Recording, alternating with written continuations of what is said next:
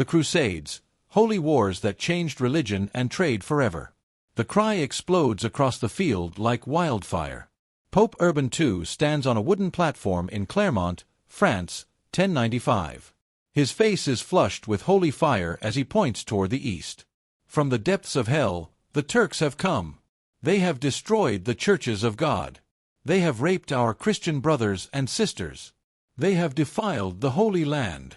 A massive crowd of knights, peasants, and priests falls silent for a single heartbeat, then erupts. One knight rips his cloak, tears a red cross from it, and sews it onto his chest with shaking hands. Another falls to his knees, tears streaming down his face, shouting, "I will go, for my sins will be forgiven." Men embrace their wives and children one last time, knowing many will never return. Mothers clutch their sons, sobbing, "Come back to me." But the fever has already taken them. This single speech would ignite 200 years of holy war, the Crusades. A conflict soaked in blood, faith, betrayal, and unimaginable ambition that would forever change the world. Welcome to history's untold threads. Today, we are pulling the bloodiest, most transformative threads in medieval history. We will walk with kings and peasants, saints and butchers, through triumph, massacre, and heartbreak. If you're ready for an emotional, no-holds-barred journey through one of humanity's greatest epics, smash that like button right now. And if you're new here, hit subscribe and turn on the bell. We untangle the past, one gripping thread at a time. Let's begin. The spark that ignited hell, 1095. For decades, bad news had been flowing from the east like poison. In Constantinople, Emperor Alexios I Komnenos was desperate. The mighty Byzantine Empire, once the protector of Christianity, was crumbling under relentless Turkish invasions. Holy sites were being desecrated. Pilgrims were attacked, robbed, and murdered on their way to Jerusalem. Emperor Alexios sent urgent letters to the West begging for military help. Pope Urban II saw something else in those letters, an opportunity. On November 27, 1095, before a massive crowd in Clermont, he delivered one of the most effective speeches in human history. "My brothers," Urban roared, his voice carrying across the field. "The Turks, a cursed race, have invaded the lands of Christians. They have destroyed altars and carried off our people into slavery. The holy city of Jerusalem groans under their tyranny." He paused, letting the horror sink in. "Now I, as God's representative on earth, command you, no, I beg you, to take up arms. Rescue the Holy Land from the hands of the infidels. Those who die in this holy cause shall have their sins forgiven. Eternal paradise awaits." The crowd lost control. "Deus vult," they screamed. "God wills it." Knights and commoners alike rushed forward. Some cut crosses into their own flesh. Others immediately began selling everything they owned to fund the journey. But not everyone was moved by pure faith. One knight turned to his friend and whispered with a dark smile, "They promise us heaven, but I hear Jerusalem's streets are paved with gold." Another young noble told his wife, tears in his eyes, "This is my chance to wash away my sins and return as a hero." The Pope had opened the floodgates. What he didn't know was that he had just started a fire that would burn for 2 centuries. The People's Crusade, a tragic beginning. While the great lords prepared their armies, the poor and desperate could not wait. A fiery preacher named Peter the Hermit gathered a ragtag army of 40,000 peasants, women, children, and old men. They had no real weapons, almost no supplies, and zero military training. Peter stood before them, eyes wild with zeal. "God has chosen even the lowliest among us. March with me, and the walls of Jerusalem will fall like Jericho." The crowd cheered and began the long march east. What followed was pure tragedy. As they crossed Europe, they robbed and killed local Jews, claiming they were enemies of Christ. When they finally reached Byzantine territory, Emperor Alexios was horrified. These were not soldiers, they were a starving, uncontrollable mob.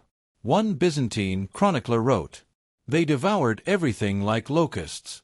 They even ate the bark off trees." The Turks destroyed them almost effortlessly. Most of the People's Crusade died horribly before they even saw Jerusalem. Peter the Hermit barely escaped with his life. Back in Europe, the great nobles heard the news and shook their heads. One lord said grimly to his captains, "The poor have shown us what not to do. When we march to win." The real Crusades were about to begin. The great lords of Europe had heard the Pope's call, and they answered with steel. Among them were some of the most powerful men in Christendom: Godfrey of Bouillon, Raymond IV of Toulouse, Bohemond of Taranto, and Tancred. These were battle-hardened nobles who saw both glory and land in the East. As they prepared to march, one young knight said to his brother while sharpening his sword, "We go for God, but if I return with a kingdom of my own, I will not complain." His brother laughed darkly.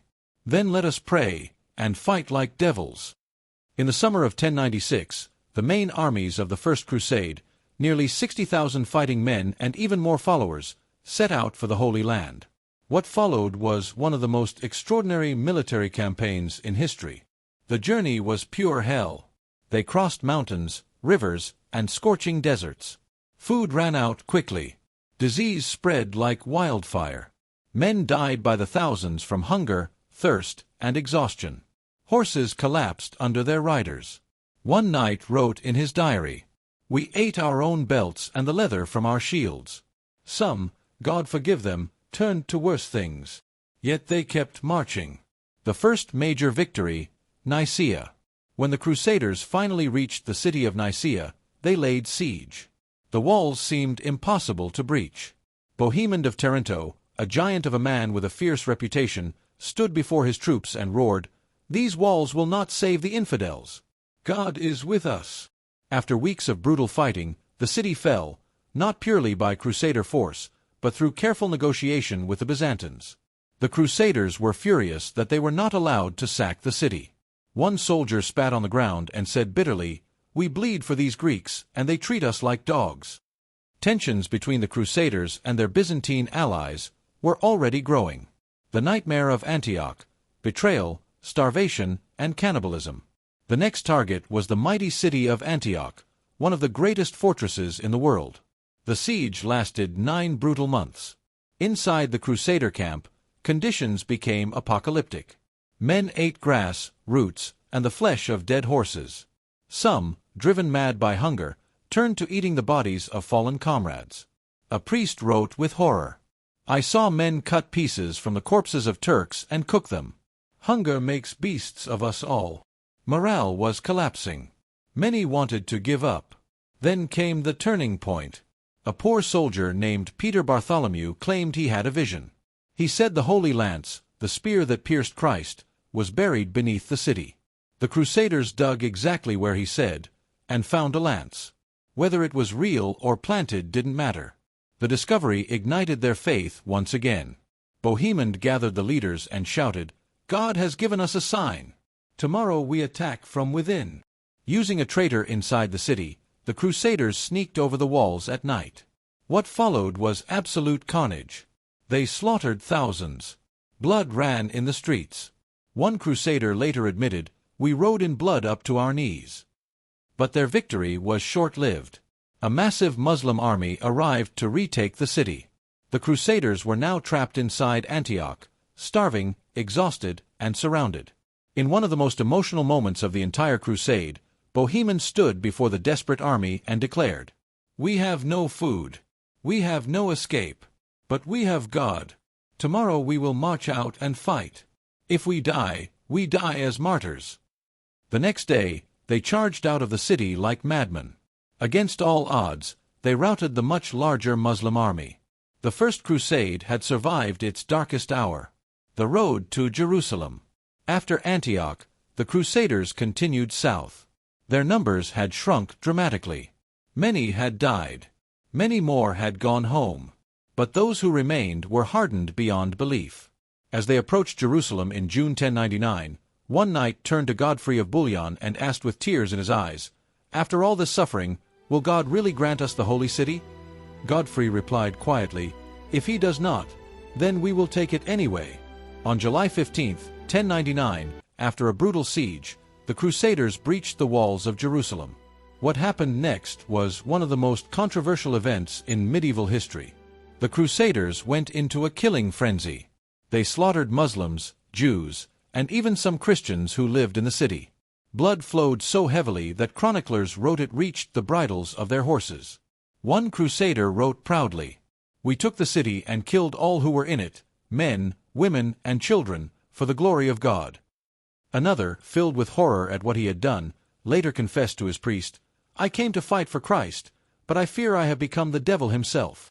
Yet for the Crusaders, it was a miracle. They had done the impossible. They had captured Jerusalem. Godfrey of Bouillon was offered the crown of Jerusalem but refused, saying, "I will not wear a crown of gold where my Savior wore a crown of thorns." Instead, he took the title Defender of the Holy Sepulchre. The First Crusade had succeeded beyond anyone's wildest dreams. If these stories of faith, horror, and impossible victory are gripping you, do me a favor right now, hit the like button. It helps us bring more of these deep historical journeys to you. And if you haven't already, subscribe to History's Untold Threads and turn on notifications. We're just getting started. The rise of Saladin and the legendary duel with Richard the Lionheart is coming soon. The Kingdom of Jerusalem, a fragile dream. The Crusaders had done the impossible. They had captured Jerusalem.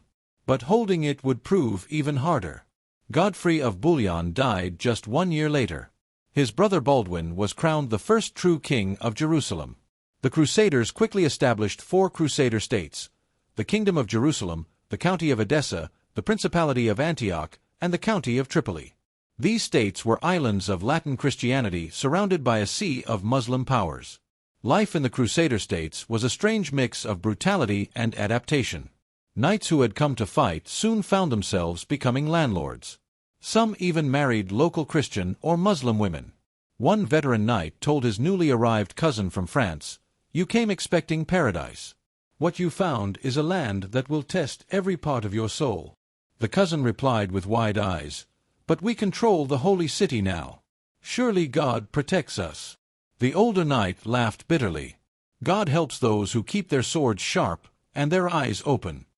For a while, the Crusader state survived through a combination of military skill, diplomacy, and luck. But cracks were already forming. The rise of a legend, Saladin.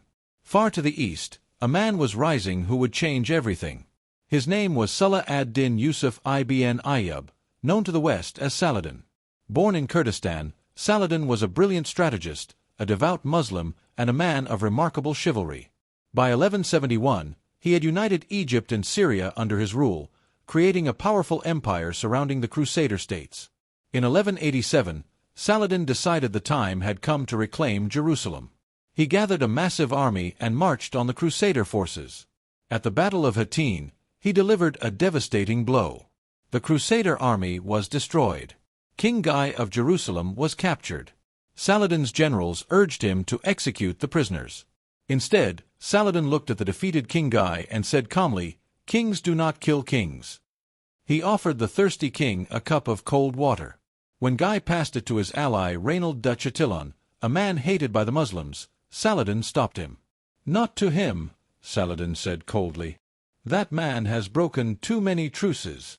He personally executed Raynald, then turned back to Guy with calm dignity, "Your life is safe.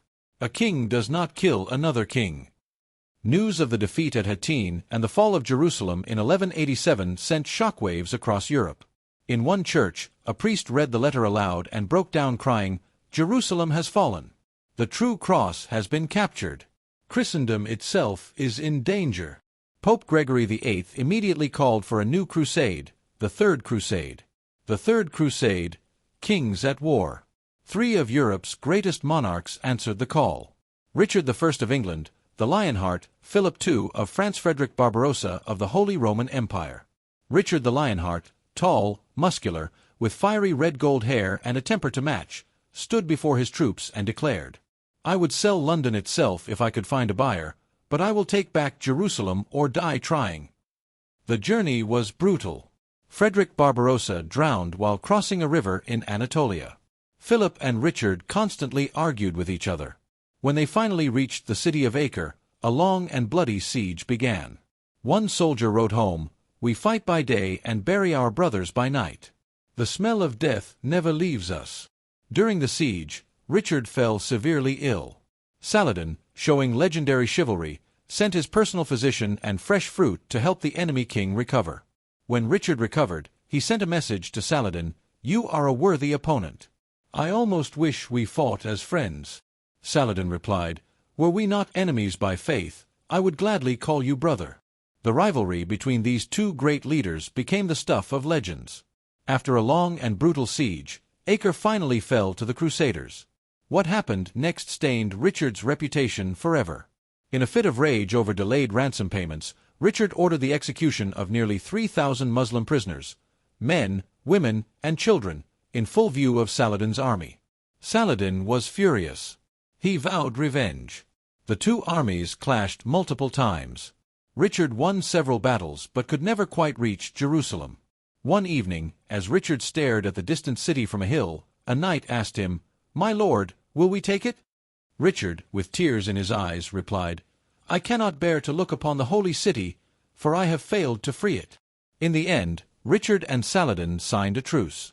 Christians could visit Jerusalem as pilgrims, but the city remained under Muslim control. As Richard sailed back to Europe, he said bitterly, "We came so close, yet God had other plans." These stories of faith, betrayal, chivalry, and heartbreak are why history matters. If you're still here with me, thank you. Please hit the like button. It really helps this channel grow. Subscribe to History's Untold Threads and turn on the bell so you never miss the next chapter. The darkest parts of the Crusades are still ahead. The dark turn, when holy warriors attacked fellow Christians. The dream of reclaiming Jerusalem was fading, but the hunger for glory and riches only grew stronger. In 1202, the Fourth Crusade gathered with high hopes. Their goal was Egypt. Their reality became something far darker. The Crusaders had made a deal with the powerful Venetian Republic for ships. When they couldn't pay the full amount, the blind but brilliant Doge Enrico Dandolo made them an offer they couldn't refuse. Dandolo stood before the Crusader leaders, his sightless eyes somehow still piercing, and said with cold calculation, "You want ships? We have them. But first, help us punish the city of Zara. It has defied Venice for too long." A shocked knight stepped forward and shouted, "Zara is a Christian city. We took the cross to fight Muslims, not our own brothers in faith." Another leader replied harshly, "We need those ships. God will forgive a small detour."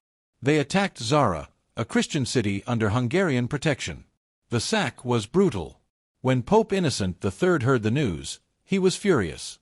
He excommunicated the entire army. Yet the crusade continued its descent. Soon, a Byzantine prince named Alexios Angelos approached them with an even more tempting offer: enormous wealth and military support if they helped him seize the throne of Constantinople. In April 1204, the unthinkable happened. The Crusaders turned their weapons against the greatest Christian city in the world, Constantinople. After weeks of fighting, they breached the walls. What followed was 3 days of pure savagery. Knights who had once sworn to protect Christianity looted, raped, and murdered without mercy. Ancient churches were desecrated. Priceless relics were smashed or stolen. The Hagia Sophia, one of the wonders of the world, was turned into a stable for horses. A horrified Byzantine eyewitness wrote, "These men who wore the cross on their chests behaved worse than barbarians. They violated nuns on the altars. They destroyed what even the pagans had spared." One Crusader knight, covered in blood, later confessed to his priest with a shaking voice, "I came to fight for Christ, but today I fear we have murdered him again in his own city." The Fourth Crusade never reached the Holy Land. Instead, it delivered a mortal wound to the Byzantine Empire, a wound that would never fully heal. The East-West divide in Christianity grew even deeper that day. The Children's Crusade, faith without swords. In the summer of 1212, a new and heartbreaking chapter began. In France, a shepherd boy named Stephen claimed he had received a letter from Jesus himself. In Germany, a boy named Nicholas had similar visions. Stephen stood before a growing crowd of children and declared with burning faith, "God is disappointed with the proud knights who failed. He has chosen us, the pure and innocent, to reclaim Jerusalem. The sea will part before us just as it did for Moses." Tens of thousands of children answered the call. Some were as young as 6 years old. Parents were devastated. One mother fell to her knees, clutching her 9-year-old son, sobbing uncontrollably. "Please, my child, do not go. You will die before you even see the ocean." The boy looked at her with shining, innocent eyes and replied softly, "But mother, Jesus is calling me. I must obey." The children marched in 2 separate groups.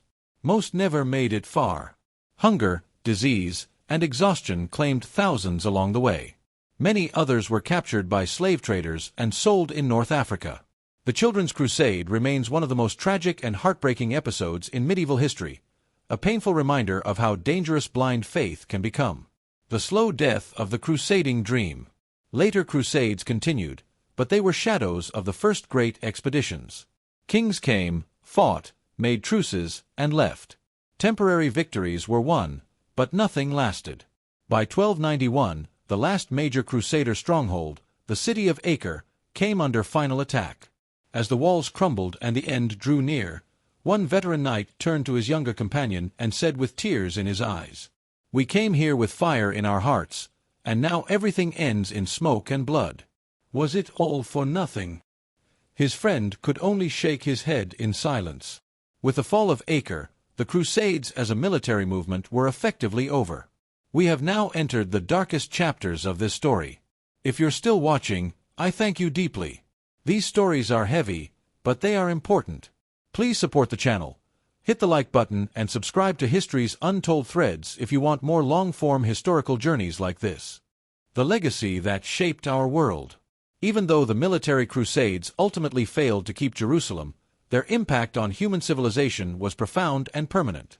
The greatest transformation came in trade. Italian city-states like Venice, Genoa, and Pisa became incredibly wealthy. They transported crusaders to the east and brought back spices, silk, cotton, sugar, apricots, lemons, and countless other goods that Europe had never seen in such quantities. One Venetian merchant, standing on the docks watching ships unload, said excitedly to his partner, "These wars are a tragedy, but they are making us richer than any king in Europe. The demand for Eastern luxuries will never end." This explosion of commerce helped birth modern capitalism and banking systems. The hunger for Eastern goods would later inspire explorers like Christopher Columbus to sail west in search of new routes. Knowledge and culture also flowed both ways. Europeans encountered advanced Muslim hospitals, mathematics, including algebra, philosophy, and architecture. The works of Aristotle and other ancient thinkers returned to Europe through Arabic translations, helping to ignite the intellectual spark of the Renaissance. But not all exchanges were peaceful. The Crusades also left deep scars. The brutal massacre in Jerusalem in 1099 and the sack of Constantinople in 1204 created lasting resentment. Relations between Christianity and Islam were poisoned for generations. The divide between Eastern and Western Christianity became wider and more bitter. One elderly crusader, years after returning home, sat with his adult son by the fireplace and spoke with deep regret. "I went east thinking I was a soldier of God. I returned realizing I had helped create enemies that will last for centuries." His son asked quietly, "Do you regret going?" The old knight stared into the flames for a long time before answering. "I regret the hatred we left behind, but I do not regret the world we helped open." Powerful, what-if moments. What if the First Crusade had completely failed? Without the establishment of the Crusader states, the flow of Eastern goods and knowledge might have been delayed for centuries. The Renaissance could have come much later. Europe might have remained more isolated and feudal. What if Saladin had been defeated at Hattin and lost Jerusalem permanently? The Kingdom of Jerusalem might have survived much longer. Christian presence in the Holy Land could have become permanent. The modern map of the Middle East and relations between religions would look dramatically different today. What if the Fourth Crusade had never attacked Constantinople? The Byzantine Empire might have been strong enough to resist the later Ottoman conquest. The East-West Christian schism might have been healed. The fall of Constantinople in 1453 might never have happened, changing the entire course of European and Middle Eastern history. What if the Children's Crusade had somehow succeeded through a miracle? It would have become one of the greatest faith stories ever told. Future generations might have viewed divine intervention differently. The entire concept of holy war could have taken on a more mystical, innocent tone. These what-ifs show us how fragile history truly is, How one decision, one battle, or one moment of faith can reshape the world for centuries. The human cost. Behind every grand battle and political move were millions of individual stories filled with love, fear, hope, and heartbreak. A Muslim father in Jerusalem during the First Crusade held his family close as the city fell, whispering, "Whatever happens today, remember that Allah is merciful." A young Crusader knight, after participating in the massacre, broke down in the Church of the Holy Sepulchre, covered in blood, crying out, "Lord, forgive me. I no longer know who I am fighting for." A little girl in the Children's Crusade walked beside her older brother until her feet bled. She looked up at him with exhausted but shining eyes and said, "Don't worry. Jesus is waiting for us in Jerusalem." These personal moments remind us that history is not just about kings and battles. It is about human beings, flawed, hopeful, and often tragic. We are approaching the end of this long journey together. If these stories have touched you, moved you, or made you reflect on faith, power, and humanity, please support the channel right now. Hit the like button, subscribe to History's Untold Threads, and turn on notifications. Comment below and tell me, which part of the Crusades affected you the most? Conclusion and lasting reflections. The fall of Acre in 1291 marked the end of the Crusades as a military movement. As the last defenders fought desperately on the burning walls, one veteran knight, covered in blood and sweat, turned to his younger companion and said with a cracked voice, "We came here as young men full of fire and faith, and now we leave as old ghosts in a land that never wanted us." His companion could only nod, tears cutting through the dirt on his face. The dream that began with Pope Urban II's thunderous call in 1095 had finally died after 2 centuries of blood and sacrifice. The true cost. Hundreds of thousands of people, Christians, Muslims, and Jews, lost their lives. Families were destroyed. Generations were scarred. Entire cities were wiped out or forever changed. Yet from this long tragedy, the world was transformed in ways no one could have predicted. Trade routes that had been closed for centuries reopened permanently. Spices, silk, cotton, sugar, and new agricultural products flooded into Europe. Italian city-states grew into powerful commercial empires. The hunger for Eastern luxuries would one day drive Europeans to explore the oceans and discover new continents. Knowledge flowed as well. European scholars discovered advanced Muslim science, medicine, mathematics, and philosophy. This intellectual exchange helped plant the seeds for the Renaissance and the scientific revolution. But the scars ran deep.